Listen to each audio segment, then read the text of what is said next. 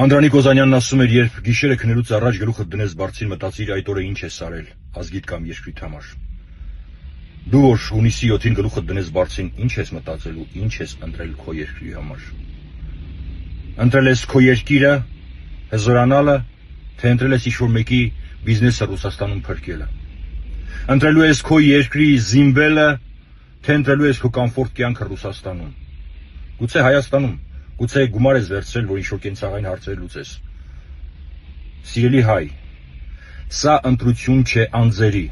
սա ընտրություն է Հայաստանի հզորացման կամ Հայաստանի գաղութացման։ Ապշել կարելի է, ինչպես կարող ենք մենք ընտրել մեկին երաշխավոր, որը թուրքի փալասն է։ Ինչպես մենք կարող ենք ընտրել ռսին, երբ որ ռուսը քեզ քաշել է։ Ասում են իմաստունը խրատ առնում ուրիշի սխալներից, հիմարը իրա։ Դուրս է գալիս մենք հիմարից ավելի ցածր ենք։ Այրոպորտում մեկին, ով եկել է հունիսի 7-ին ընտրություն անելու գնալու, հարցնում են, բա ձեզնից հետո ինչ ա եղնելու, ինչի համար եք ընտրում։ Ասում է, ես կընտրեմ ինձանից հետո ինչ ուզում ա լինի։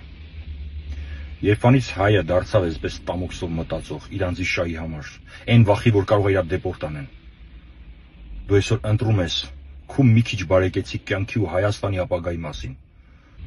Սա հայ ազգի ամենաճակատագրական պահերից մեկն է։ Եվ դու ընտրելու ես Հայաստանի զարգացման թե գաղութացման միջև։ Հայաստանը այս տարիներին անգամ ԵԱՏՄ-ում ասում են, որ ամենազարգացող, ամենաաճող տնտեսության պետությունն է, ինչի, որովհետև մենք դուրս ենք եկել ռուսական փնթած կոռուպցիոներ մտածելակերպից, կոռումպացած տնտեսությունից։ Ուզում ենք էլի գնանք այն թվականները, երբ որ ռուսը հային ասում էր, «Կերխմի քեֆարա Նազար ջան, ես քո երաշխավորն եմ, վեճդ չդնես», ու 20 տարի է ձև մեր նախագահները կերան խմին, Նազարի պես ու ջեբները լցրեցին, ու ինչ դառավ։ Տանկերում բենզինի փոխարեն հայտնվեց ջուր ու հասանք 20 թվականի օրվան։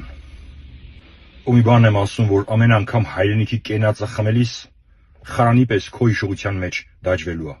Երբ որ կխմես հայրենիքի կենացը, հունիսի 7-ին հիշի դու ինչ ես ընտրել, ընտրել ես հայրենիքիդ համար, թե քո անձի, թե քո շահի, թե քո բիզնեսի համար։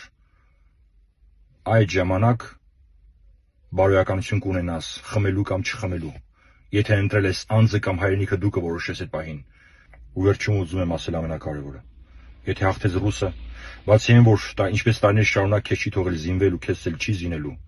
բացի այն, որ տնտեսությունդ աճ չի ունենալու, սա եղնելու է քո վերջին ընտրությունը։ Ոնց որ տասնամյակներ շարունակ Հայաստանում ընտրել են